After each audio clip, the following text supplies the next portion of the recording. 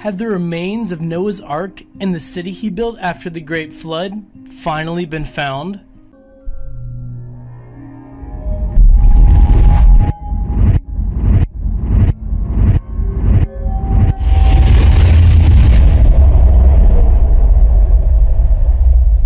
In 1948, a Turkish villager stumbled across an unusual formation protruding from the earth in the foothills of Mount Ararat.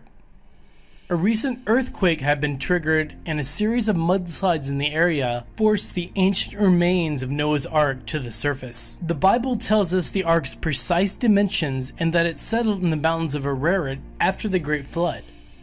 Archaeologists and missionaries have been scouring greater Mount Ararat for centuries, several miles away from the foothills where it was found on Mount Chudhi, which translates in the native Kurdish language to First Mountain. The Bible also tells us that, quote, Noah lived after the flood 350 years, unquote. He must have lived somewhere, and it turns out that we found that too. In 1997, analysis of aerial photographs accurately identified the original landing place of the Ark, upstream of the mudflow it was found in.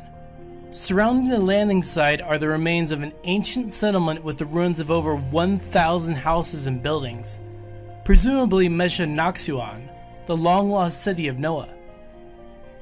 Official investigations have revealed the most astounding evidence of all. Thousands and thousands of ancient graves surround the city, perhaps over 1 million of them.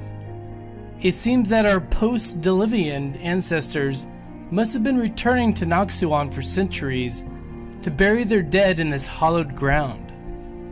It really makes you wonder, if there is archaeological evidence to support the fact that Noah's Ark existed, as well as the city he built following the Great Flood, just what caused it in the first place? And what was the reasoning for doing so? Why are over 1 million graves buried at the site, and what compelled so many people to do so?